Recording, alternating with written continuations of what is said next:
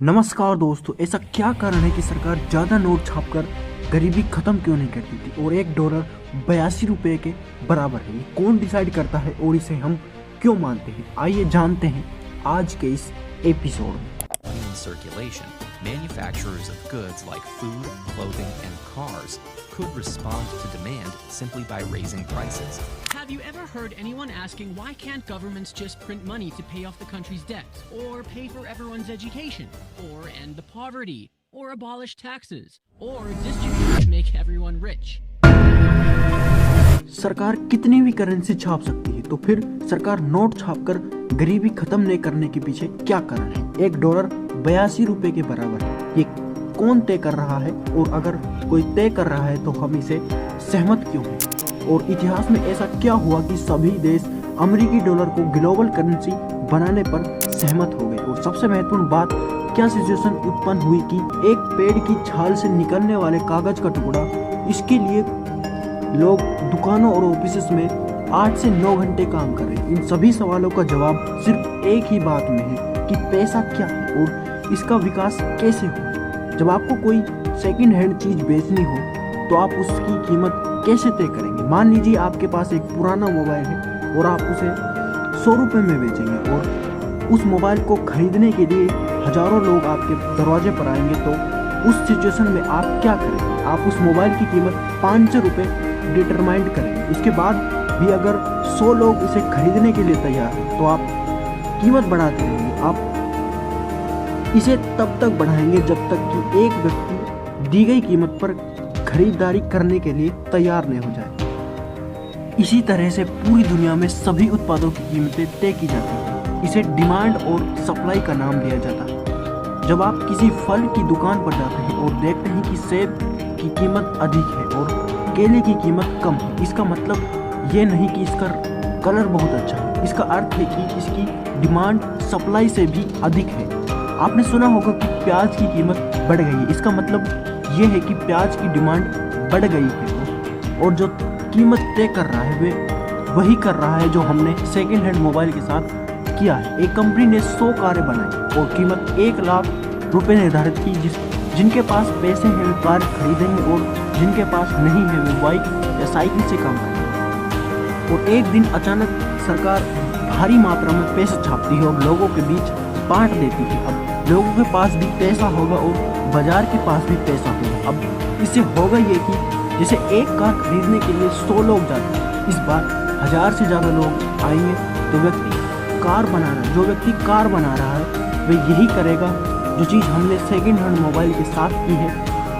ये तब तक दाम बढ़ाएगा जब तक कार खरीदने के लिए 100 लोग बचे रहेंगे। एक बार जिम्बाब्वे ने भी ऐसा ही किया था। अपनी इकोनॉमी को सुधारने के लिए लोगों के बीच पैसा बांटना शुरू कर दिया था। उनकी अर्थव्यवस्था सुधरने के बजाय बिगड़ गई थी। लोग ढेर सारे पैसे लेकर एक रोटी खरीदने जाते थे, बच्चे चॉकलेट खरीदने इसी रास्ते जाते थे। तो सरकार द्वारा नोट छापने से महंगाई ही बढ़ेगी। इसका लाभ तभी होता है जब रिसोर्सेस और सर्विसेज बढ़ती हैं, और जब सरकार नोट छापती रहेगी तभी महंगाई बढ़ेगी। और ऐसा नहीं है कि किसी एक चीज़ के दाम बढ़ते हैं और महंगाई बढ़ती है।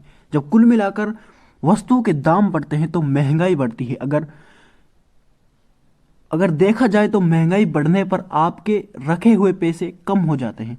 बढ़ती है अगर महंगाई 5% है तो इसका मतलब है कि जो चीज़ आपको ₹100 में मिल रही है, हो सकता है उसकी कीमत पहले ₹95 थी। अगर आप ऐतिहासिक आंकड़े उठाएंगे तो आपको साफ तस्वीर मिल जाएगी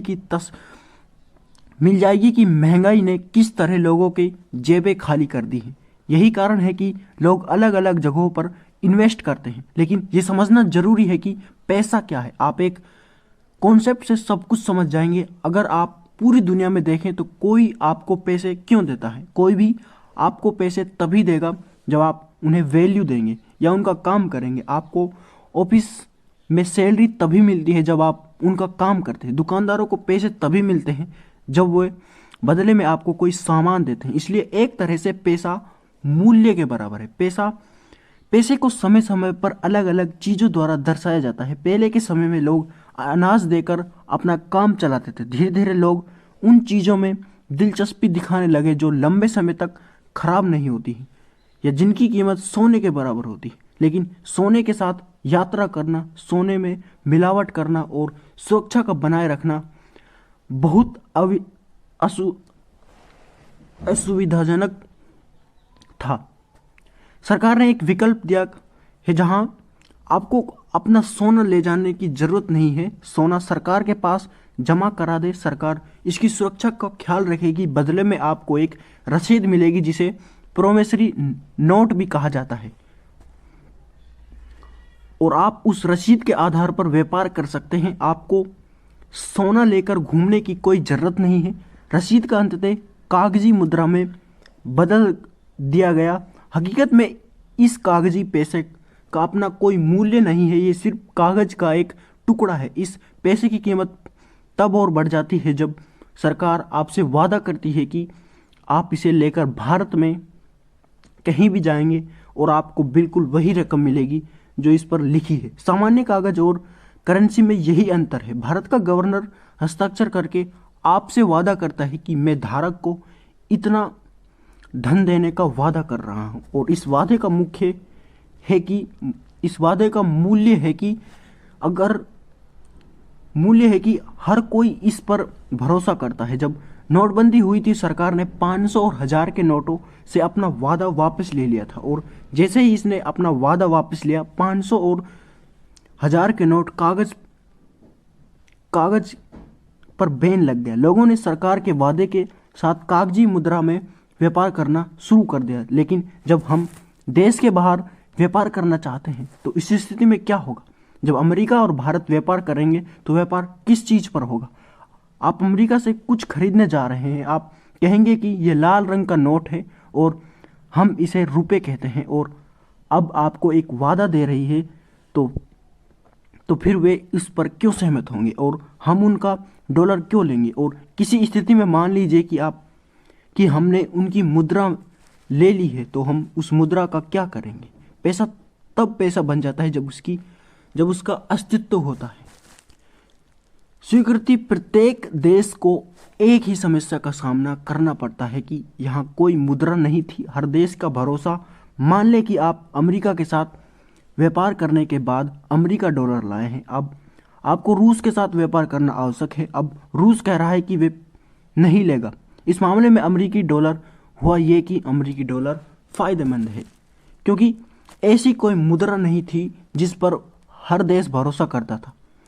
आपको क्षेत्र या मेडिकल स्टोर, आपके क्षेत्र का मेडिकल स्टोर दूसरी मुद्रा मांग रहा है, किराना स्टोर दूसरी मुद्रा मांग रहा है। आपको हर करेंसी में इसी तरीके से कमाई करनी होगी। लेकिन उस समय एक बात अच्छी थी, हर देश सोने और चांदी पर भरोसा करता था, लेकिन व्यापार के लिए इतना सोना और चांदी ले जाना इतना आसान नहीं था। इसके समाधान के लिए गोल्ड स्टैंडर्ड लाया गया। इसमें देश की मुद्रा को सोने से जोड़ा गया था। संलग्न का क्या अर्थ है? यह एक काल्पनिक स्थिति है। मान लीजिए भारत ने घोषणा की है कि 1 ग्राम का मूल्य 20 रुपये। अगर कोई 20 रुपये लाएगा तो उसके बदले उसे 1 ग्राम सोना मिलेगा। वही अगर कोई 1 ग्राम सोना लाएगा तो उसे इसके बदले 20 रुपये मिलेंगे। इसी तरह अमेरिका ने भी ऐलान किया कि 1 ग्राम सोने की कीमत $2 होगी। इसका मतलब है कि $2 1 ग्राम सोने के बराबर है, और 20 रुपये 1 ग्राम सोने के बराबर हो गए तो $2 अपने आप 20 रुपये के बराबर हो जाएंगे। अगर हम $1 की कीमत निकालना चाहें तो वे 10 रुपये के बराबर होगी। इसके बाद जब दोनों देश व्यापार के लिए गए तो उन्हें एक दूसरे की मुद्रा से कोई दिक्कत नहीं हुई, क्योंकि दोनों देशों को पता था कि व्यापार के बाद आने वाली मुद्रा को कभी भी सोने में बदला जा सकता है। लेकिन ये उस मुद्रा की तरह नहीं होना चाहिए जिसे हम व्यापार करने के बाद इकट्ठा कर रहे हैं। जब हम मुद्रा को सोने में बदलने जाते हैं तो उस देश के पास सोना नहीं होता है। इसलिए नियम बनाया गया कि एक देश उतनी ही मात्रा में नोट छाप सकता है जितनी मात्रा में सोना, ताकि अगर कोई देश मुद्रा देकर सोना लेना चाहे तो वे देश सोना देने की स्थिति में हो, और कंपनी ने ऐसा करके व्यापार करना शुरू कर दिया। व्यापार सोने से होता था और मुद्रा मध्यम थी। आप कहेंगे कि स्वर्ण मानक प्रणाली तो सही थी, उसे हटाया क्यों गया? अगर हटा दिया गया तो डॉलर को आधार क्यों बनाया गया? जब प्रथम विश्व युद्ध शुरू हुआ था तो देशों को अपना अस्तित्व बचाने के लिए भारी मात्रा में हथियार खरीदने पड़े और संकट इतना बड़ा था कि देशों ने बदले में स्वर्ण मुद्राओं के आधार पर हथियार खरीदना शुरू कर दिया। धीरे धीरे सोना अमेरिका की ओर स्थानांतरित होने लगा क्योंकि यूएस हथियारों का मुख्य निर्यातक था। युद्ध लड़ने के पागलपन ने देश दर देश पैसा और सोना खत्म कर दिया। जब प्रथम विश्व युद्ध समाप्त हुआ तो देश आर्थिक संकट से जूझ रहा था और जब देशों के पास व्यापार का आधार सोना ही नहीं होगा तो देश व्यापार कैसे करेंगे और मुद्राएं कैसे छपेंगी? इस दौरान सबसे ज़्यादा सोना अमेरिका पहुंचा। देश धीरे धीरे अपनी सर्वोत्तम क्षमता के साथ अपनी अर्थव्यवस्था को बनाए रखने की कोशिश कर रहे थे जब तब तक दूसरा विश्व युद्ध शुरू हो गया। ये इतिहास का सबसे महंगा युद्ध था। इससे देश बड़े पैमाने पर कर्जे में डूबे हुए थे।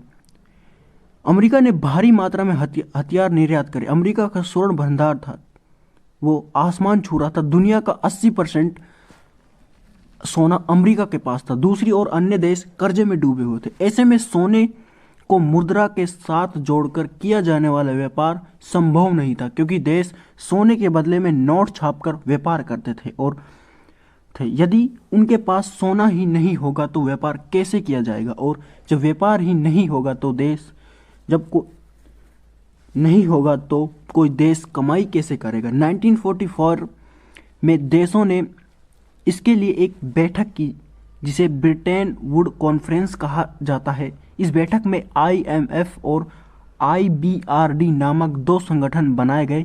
IBRD का काम युद्ध में नष्ट हुए देशों की मदद करना, उनका पुनर्निर्माण करना और उनकी अर्थव्यवस्था के स्थिर करना है, जिसे आज की तारीख में विश्व बैंक के नाम से जाना जाता है। IMF का उद्देश्य देशों के बीच व्यापार को सुविधाजनक बनाना है। आज भी अगर कोई देश आर्थिक रूप से फंस जाता है तो ये दोनों संगठन उसके साथ देते हैं। जब इस बैठक का निर्णय लिया गया कि जिन देशों के पास सोना नहीं है तो वे देश अमेरिकी डॉलर में व्यापार कर सकते हैं। अमेरिकी डॉलर क्यों और अन्य मुद्राएं क्यों नहीं?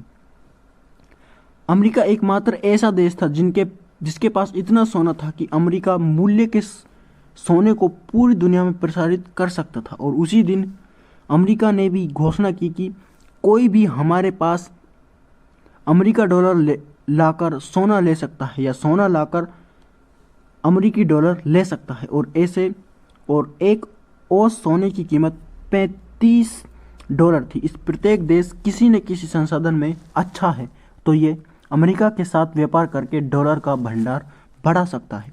और डॉलर का भंडार होना सोने के भंडार होने के बराबर है जिसे कोई देश किसी भी समय परिवर्तित कर सकता है। ये व्यापार का एक तरीका बन गया है और इसे अर्थव्यवस्था में सुधार हो रहा है। अमेरिका हर देश की रिजर्व मुद्रा बन गया है। हर देश के पास डॉलर रिजर्व होता है और ये एक वैश्विक मुद्रा के रूप में कार्य करने लगी है। अमेरिका के साथ वियतनाम युद्ध शुरू हो गया और अमेरिका अर्थव्यवस्था डूब गई। अमेरिका ने डॉलर सोने के भंडार को तुलना में अधिक डॉलर मुद्रित किए। दूसरी ओर अन्य देशों की अर्थव्यवस्था में भी बढ़ोतरी हुई। 1965 में चार्ल्स डी फ्रांस के राष्ट्रपति गोल ने अपनी नौसेना भेजी और अमेरिका के डॉलर दिया और जहाज के साथ सोना वापस ले आए। धीरे धीरे अन्य देशों ने भी यही बात अपनानी शुरू कर दी। अमेरिका ने सोने के मूल्य के तुलना में अब अधिक नोट छापे जो दुनिया भर में घूम रहे थे। अमेरिका का सोना का भंडार तेजी से घट रहा था और उसकी अर्थव्यवस्था में भी गिरावट आ रही थी।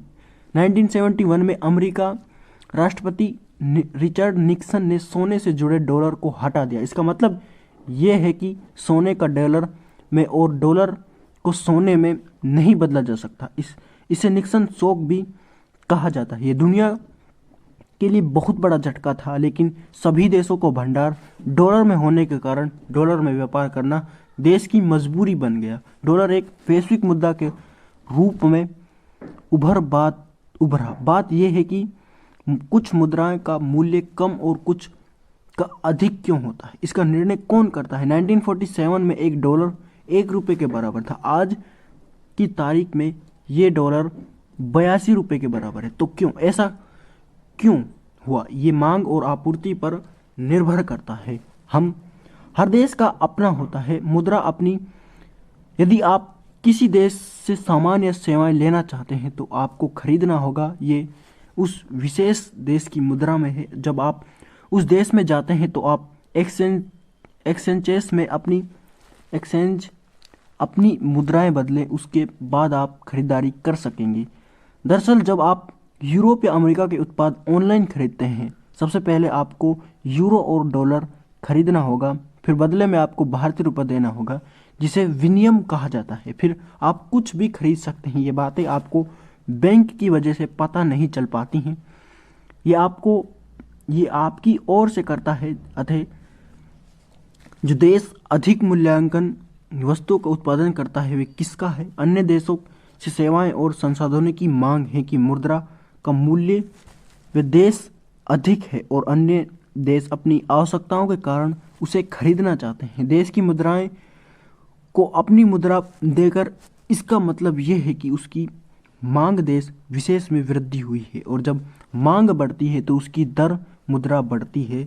अगर भारत में ब्रेड का एक पैकेट 10 रुपये का है और उसी ब्रांड का है, अमेरिका ने ब्रेड पैकेट की कीमत $20 है और हम विनिमय दर की गणना करना चाहते हैं।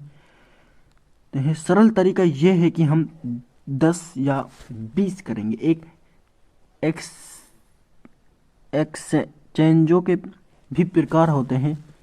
इसका उदाहरण है कि ब्रेड, जिसके बारे में मैंने आपको बताया, एक फ्लोटिंग एक्सचेंजेस कहा जाता है जहां पर रेट बदला जाता है। मांग और आपूर्ति का आधार दूसरा है फिक्स्ड एक्सचेंजेस। कुछ देश इसे ठीक करते हैं। आपस में विनिमय दर, जैसे सऊदी और अमेरिका के बीच दर होती है $3.75 सऊदी रियाल। इसकी मांग और आपूर्ति से कोई लेना देना नहीं है। तीसरा प्रवर्धित विनिमय है। इसके हम एक रेंज है, मान लीजिए आपने सेट कर लिया है 3 से 5 तक होती है। आप मांग और आपूर्ति के आधार पर दर में बदलाव होगा, लेकिन ये 3 से नीचे और 5 से ऊपर नहीं होगा।